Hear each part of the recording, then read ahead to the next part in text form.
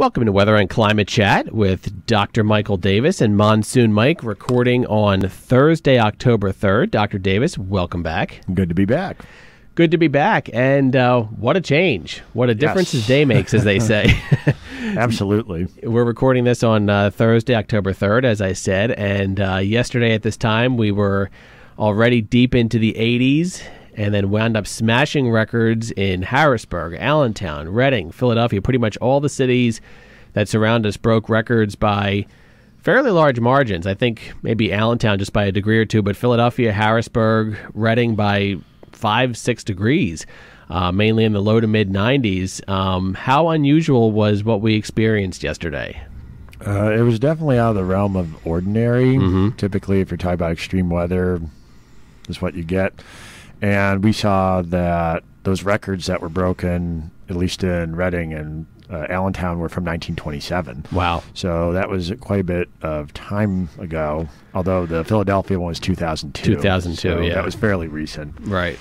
But the fact of the matter was you had a high pressure that was sitting over the Gulf of Mexico and pretty much pumping up that warm air and the moisture from the Gulf, which made it feel very tropical and not something that you typically see in early October when you average high temperature right now is upper 60s right now. Mm-hmm. And from there, we were 20, 25 degrees above normal. Wow, that's definitely incredible stuff. So big changes obviously happened overnight. We had a backdoor cold front come through, and it's like night and day, obviously. Today we're dreary, cloudy, some light rain and drizzle, temperatures stuck in the 50s. But what's ironic about this particular, well, not really ironic, but what's interesting about this particular setup is I can bring up a map here shortly. That front is kind of draped between us and, say, I don't know, like Altoona, Western Pennsylvania, Pittsburgh.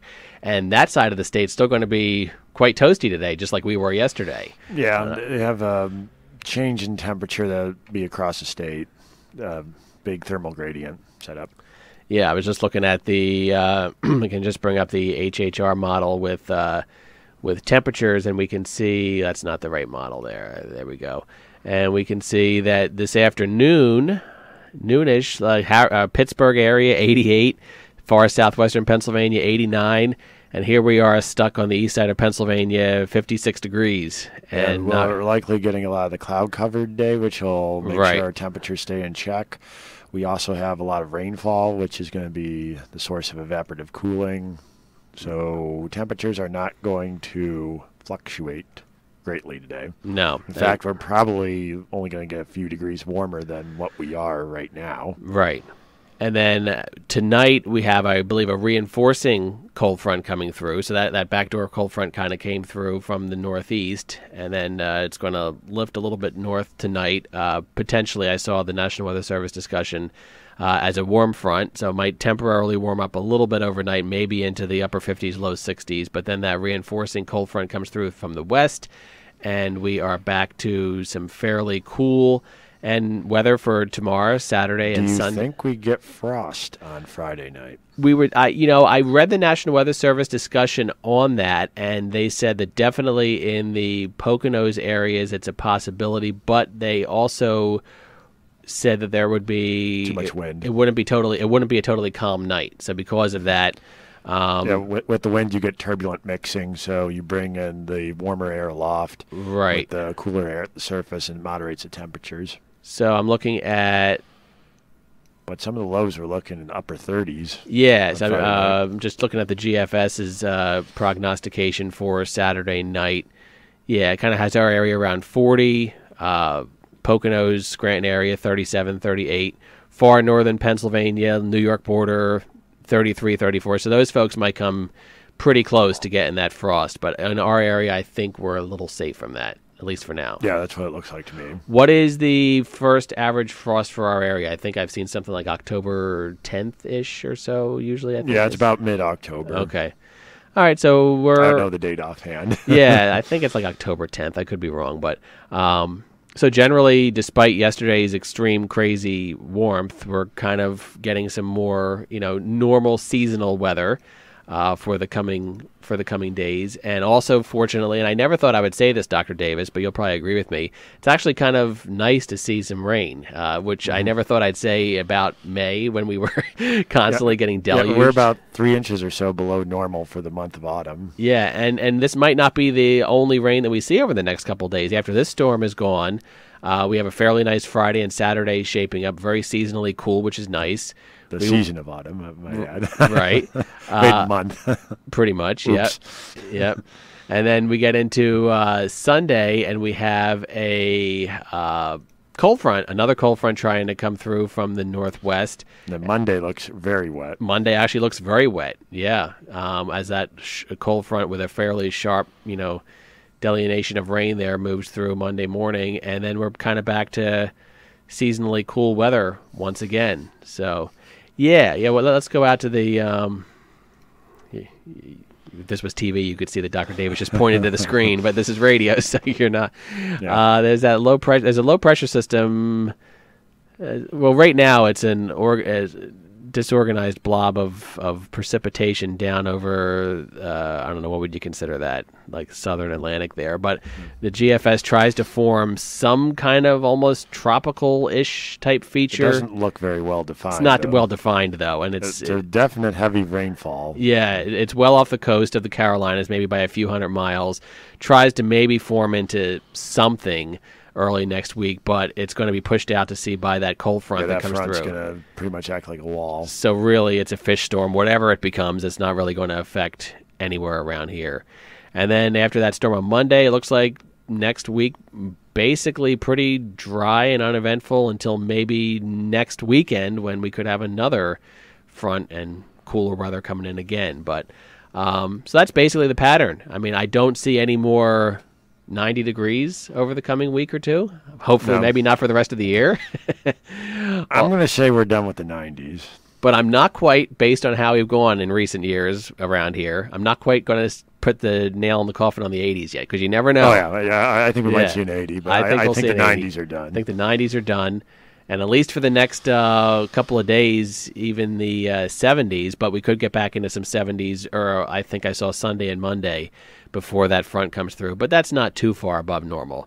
Whereas yesterday was a good 20-plus degrees above normal, low 70s. This time of year would be maybe 5 degrees above normal. So basically the long and short of it is a more seasonal, normal pattern for the coming week or so.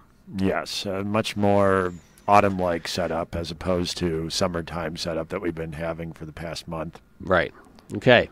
Well, that's pretty much what where our weather stands for now, Dr. Davis. Our climate topic of the week, I think you're preparing for some sort of big conference or something, right? Yeah, in 2 weeks, the geography department is hosting a regional geography conference here on campus, the Middle States Division of the American Association of Geographers. And there'll be faculty and students from different schools and professional organizations from Pennsylvania, New York, New Jersey, Delaware, and Puerto Rico potentially attending. And they'll be presenting their research on a variety of geography-related topics, whether that be human geography, cultural geography, physical geography, meteorology, climatology, pretty much any topic you could think of. We have a wide variety of sessions that are being offered. And several of my students from weather analysis that have been joining us on the show will be presenting as well.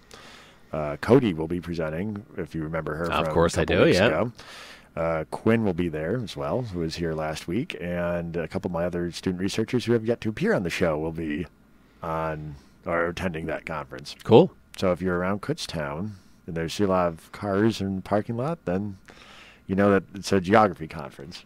Awesome. Now, when people, and kind of a dumb rhetorical question here, but I'm going to ask it for anybody listening. You hear the word geography, you think more in the way of, geography, like maps and, where countries are placed and stuff. But is there going to be any talk about weather or anything like that in this conference? Yes, we're going to have some talks on the urban heat island and climate change and green infrastructure. Good. We also have topics on glaciers. Good. And geomorphology. And we have some topics, I believe, on just regular physical geography, looking at a variety of things like tornadoes or forests, energy, that sort of thing. Cool. Awesome.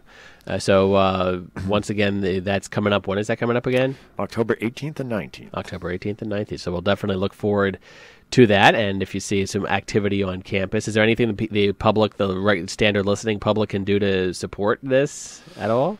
You can attend if you wish. Okay, so it is open. It is open, pretty much. You can come for the talks. At least. They'll be all day Friday and Saturday morning. And is there a website or something that has like a list of the talks? Not yet. Okay, but you can Stay see the tuned. conference at msaag2019.eventbrite.com. MSSAG. Okay. msaag2019.eventbrite.com. All right, and I'll also put that link on our podcast so that if you're not quick writing it down and rewinding it 3 different times, I'll put that link on the podcast.